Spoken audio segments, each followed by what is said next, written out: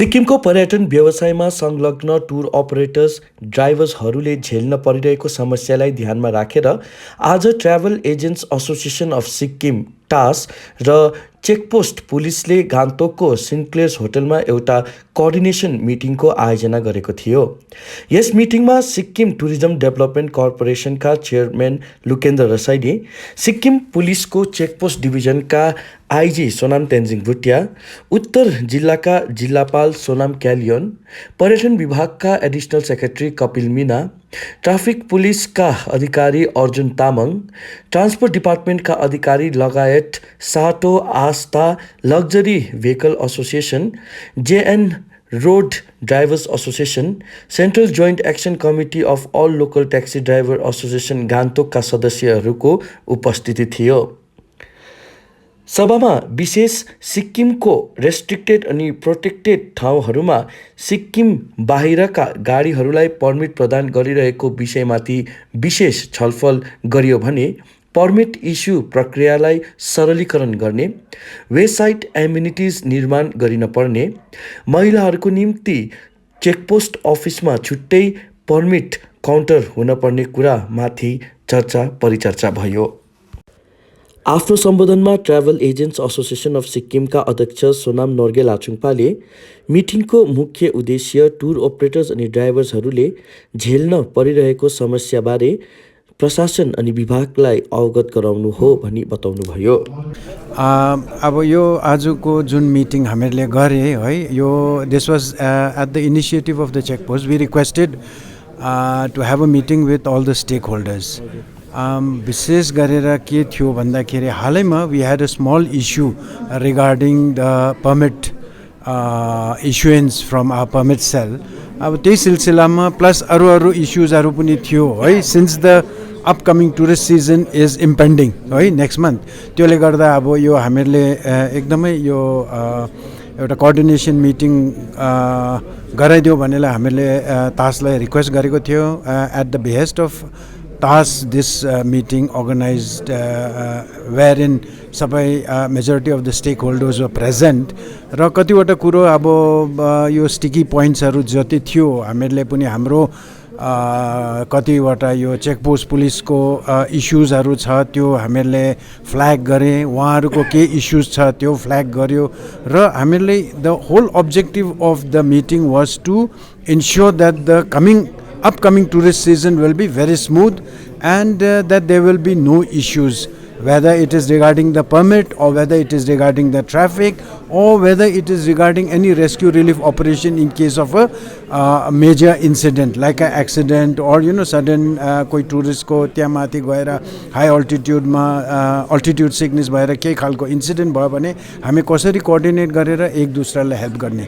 Sir, specially आज डिस्कसनमा एउटा कुरो निक्ल्यो कि non Sikkim registered vehicles, private vehicles लाई चाहिँ आरएपी र पिएपी एरियामा चाहिँ प्लाइ गर्नु पर्मिट दिँदैछ भनेर, यसमाथि चाहिँ के भन्न चाहनु? Yes, this was one sticking point which the luxury vehicle association and also the other vehicle other drivers have objected to है। तर अब यसमा चाहिँ के छ भने दुईटा कुरा, एक चाहिँ अघि हाम्रो ट्रान्सपोर्ट डिपार्टमेन्टको रिप्रेजेन्टेटिभले भन्नुभयो, RTO I think he was, कि this permit is not valid in the restricted RAP and PAP areas है। but then we will request the transport department to make this point clear to the other states, particularly say Bengal, right? Otherwise they think that since they have all India tourist permit they can go anywhere, right? Which is not the case.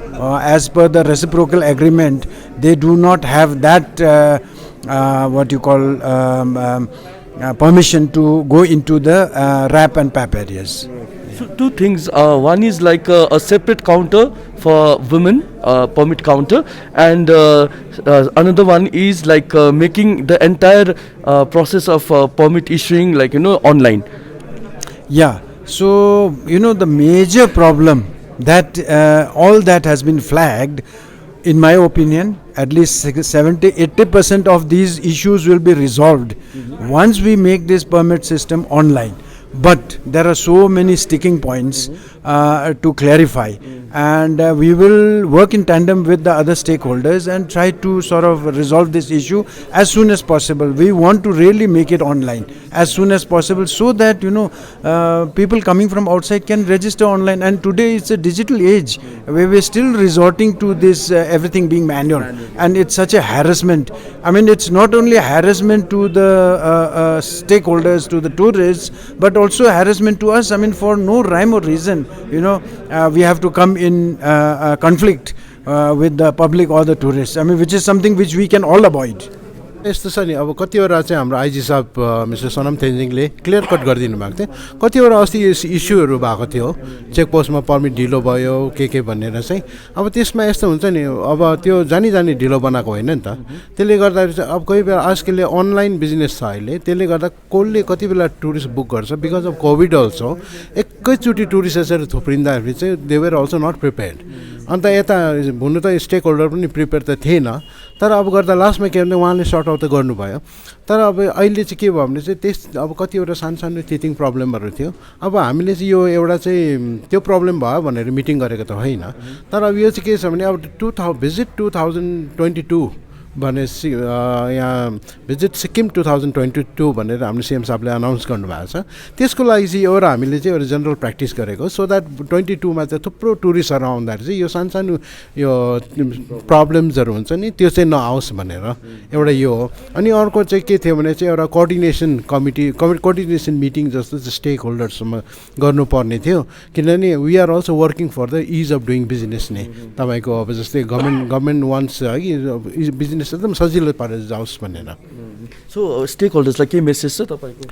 यति हो, stake होल्डरले चाहिँ म अघि मैले स्पिचमा पनि भने, उहाँहरूले चाहिँ पुलिस डिपार्टमेन्टसम्म, फरेस्ट डिपार्टमेन्टसम्म, टुरिज्म डिपार्टमेन्टसम्म एकदम तालमेल मिलाएर चाहिँ उहाँहरू चाहिँ बिजनेस पनि गरोस्। उहाँहरूलाई एकाअर्कालाई सघाउँदै उहाँहरूको केही प्रब्लम छ, ग्रिभेन्सेस छ भने चाहिँ टेबल टकमै सकिदियोस्। अनि एकदम जताभावी यो सोसियल मिडियातिर चाहिँ नआओस्, किनभने योले हाम्रो स्टेटलाई पनि बदनाम हुन्छ अघि एउटा त्यो छ। अर्को कुरा के छ भने तपाईँको स्टेक होल्डरले जुन हिसाबले उहाँहरूले दुःख गर्नुहुँदैछ त्यसको लागि चाहिँ सरकार चाहिँ एकदम पछि लागेर उहाँहरूलाई सपोर्ट गर्नुहुँदैछ।